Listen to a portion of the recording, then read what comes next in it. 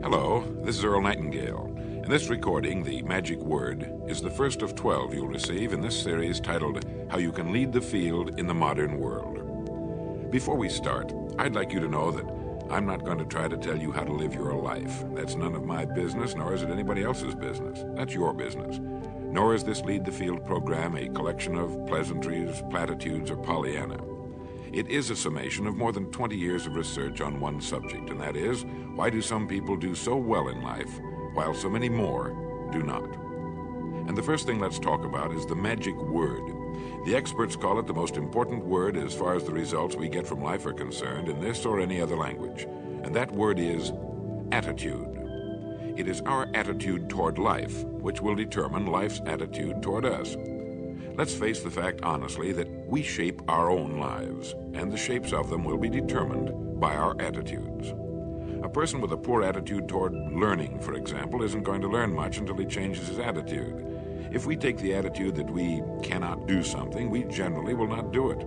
An attitude of failure, and we're whipped before we start. So we know then that what we receive from life, what we accomplish or fail to accomplish, is due in large measure to our overall attitude. William James of Harvard University put it this way: "The greatest discovery of my generation is that human beings can alter their lives by altering their attitudes of mind." And isn't it wonderful that we have this measure of control? Before we start talking about our attitude toward the world, let's talk about our attitude toward ourselves, since it is the attitude we take toward ourselves which determines our attitude toward the world. Now, right here we come to a rather strange fact. We're so familiar with ourselves, we tend to take ourselves for granted. We tend to minimize the things we can accomplish, the goals we can reach, and for some equally strange reason, believe others can accomplish things in our field which we cannot.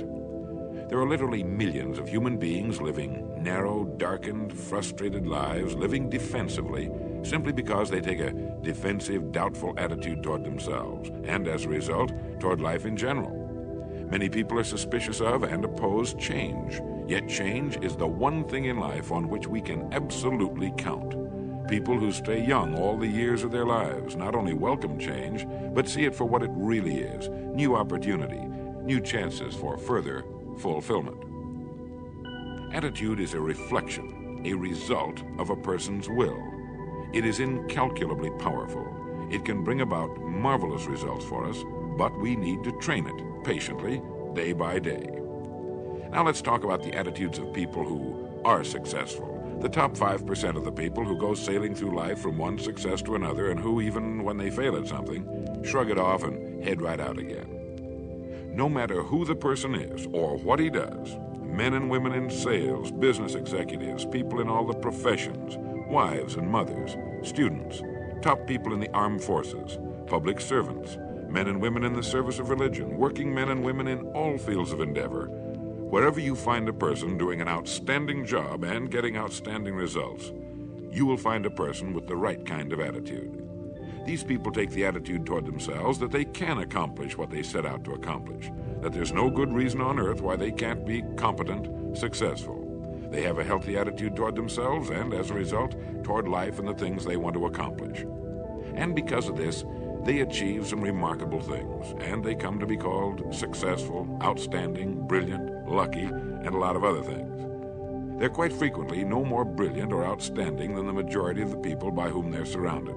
But they did develop the right attitude, and they found their accomplishments not too difficult, and many times surprisingly easy, simply because it seems that so few are really trying, really believe in themselves.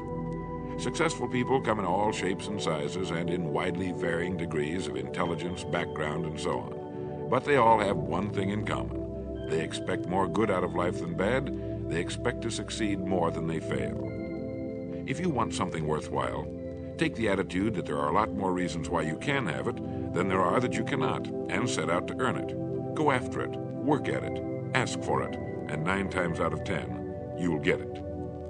Our environment is really a mirror of our mental attitude. If we don't like our environment, we have to change our attitude first. Now, the world plays no favorites. It's impersonal. It doesn't care whether we change or not. Adopting a good, healthy attitude toward life doesn't affect the world and the people in it nearly as much as it affects us. It would be impossible to even estimate the number of jobs which have been lost, the number of promotions missed, the number of sales not made, the number of marriages ruined by poor attitudes. But you can number in the millions the jobs which are held but hated, the marriages which are tolerated but unhappy, all because of people who are waiting for the world and others to change toward them, instead of being big enough and wise enough to at least make a test which will prove beyond any shadow of a doubt where most or at least a big part of the trouble lies. Studies made of the lives of literally thousands of successful people have shown that they radiate confidence, assurance, they expect success, and they get success. You can spot these people by the way they walk, by the way they look and act. You can feel it about them when they enter a room. They may be short and fat, or tall and thin, or any combination in between, but they have about them the attitude of success. In the record Greener Pastures, I'll get into this next statement, but right now I want you to realize, if you don't already, that in 5 years or less, you can get right to the top of the work you're now doing. I know this, but the important question here is, do you know this? The minute you do know it, you'll have this right attitude I'm talking about. The easiest and most effective means of forming a good attitude habit is to begin to act as though you have a good, positive, expectant attitude toward life. That's right. Begin right now to walk, act, and look as though you belong to this group. If you're already in the top 5%, you'll know what I mean. If you've never tried it, you'll be amazed at what happens. Actions trigger feelings, just as feelings trigger actions.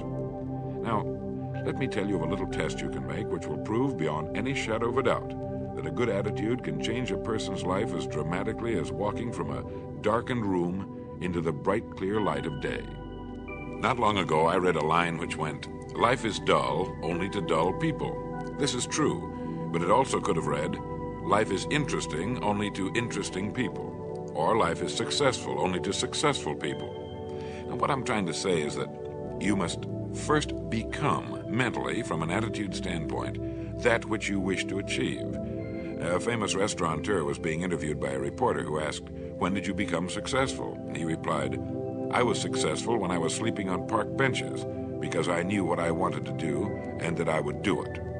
In short, his attitude had been one of success, of expecting success, long before the material, the tangible rewards of success had been earned. We'll get into this particular phase of Lead the Field in record number 3, A Worthy Destination. But for now, remember that a person must act, look, and because of these things, feel successful before the success he seeks can come. Chances are you know people who seem to be what others call lucky. All kinds of good and wonderful things seem to happen to them, and they give the impression of happily sailing through life, having a wonderful time, and getting more accomplished in a year than most people do in 5. This has been figured out fairly scientifically, and if anyone will conscientiously go about the test I'm going to recommend, and stay with it every day for the next 30 days without fail, that person can join this small, happy, and extremely productive group of people. He'll find himself becoming lucky, as they say, and most of his problems will pretty well take care of themselves. Of this you can be sure. The results will be nothing short of amazing. Now, it makes no difference how good a person's attitude has been in the past. Anything can be improved upon, and it's the small refinements upon something already good that makes it great. So here's the test. For the next 30 days, act toward the world, everything and everyone with whom you come in contact, with the attitude which represents the kind of results you want to achieve. That is, if the result you want is more success in what you're doing, act as though you are already in possession of the success you seek. If you want others to treat you with admiration and respect, treat others with admiration and respect first. Have you ever stopped to think of this? Every human being on earth is the most important human being on earth as far as he or she is concerned. You may never get anyone to admit it, but it's a fact. So for the next 30 days, treat every person with whom you come in contact as the most important person on earth, remembering as you do so that as far as that person is concerned, he is. Now, the reason I say treat everyone in this fashion is mainly because this is the way human beings ought to treat each other, and because it will help you form a habit that will bring you amazing and delightful results for the rest of your life. Have you ever noticed that the higher you go in any organization of value, the nicer the people seem to become? You see, the bigger the person, the easier it is to talk to him, to get along with him, to do business with him. Do you know why? It's because he's got a good attitude, and people with the best attitudes just naturally gravitate toward the top. So for 30 days, act toward others and the world at large in exactly the same manner you want the world and others to act toward you. Treat your wife or husband as the person he or she really is, the most important person in your life. The same with the children. Carry out into the world each morning for 30 days the kind of attitude you would have if you were the most successful human being on earth. And notice how it quickly develops into an habitual attitude. When a person does this, he should realize he has already placed himself on the road to what he seeks. He is right now in the top 5% of the people in this or any other country. He has prepared the ground and planted the seed.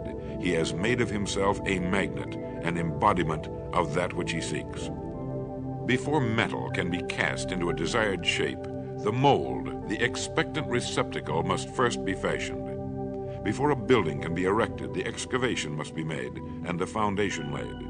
And before a person can achieve the kind of life he wants, he must become that kind of individual. He must think, act, talk, walk, and conduct himself in all of his affairs as would the person he wishes to become. He is then actually that person, and the things that person would have and do will naturally come to him. Almost immediately, a change will be noticed. Irritations that used to frustrate and annoy disappear. When some less informed individual gives you a bad time, stay on the track. When someone cuts in front of you with his car or acts in any other manner that shows his ignorance and lack of courtesy, don't permit yourself to drop to his level. Pity him, for that's what he really deserves. That's the very group a person doesn't want to belong to. And if he acts like them, well, let's face it, he belongs with them. There's nothing in the world that men, women, and children want and need more than the feeling that they're important, that they're needed and respected. They will give their love, their affection, their respect, and their business to the person who fills this need. So the magic word is attitude. And in summing up, a few points to keep in mind. 1, it is our attitude at the beginning of a task which, more than anything else, will affect its successful outcome. 2, it is our attitude toward life which determines life's attitude toward us. 3, we are interdependent. It is impossible to succeed without others. And it is our attitude toward others which will determine their attitude toward us. 4, before a person can achieve the kind of life he wants, he must become that kind of individual. He must think, act, talk, walk, and conduct himself in all of his affairs as would the person he wishes to become. 5, the higher you go in any organization of value, the better will be the attitude you'll find. 6, your mind can hold only one thought at a time, and since there's nothing at all to be gained by being negative, be positive. 7, the deepest craving of human beings is to be needed, to feel important, to be appreciated. Give it to them, and they'll return it to you. 8, look for the best in new ideas. As someone said, I've never met a person I couldn't learn something from. 9, don't waste valuable time broadcasting personal problems. It probably won't help you. It cannot help others. 10, don't talk about your health unless it's good. 11, radiate the attitude of well-being, of confidence, of a person who knows where he's going. This will inspire those around you, and you'll find good things will begin happening to you. And 12, lastly, for the next 30 days, treat everyone with whom you come in contact as the most important person on earth. If you'll do this for 30 days, you'll do it for the rest of your life. In the next recording, I'll talk to you about greener pastures. But now in closing, remember the words of Walter Dill Scott of Northwestern University. Success or failure in any undertaking is caused more by the mental attitude even than by mental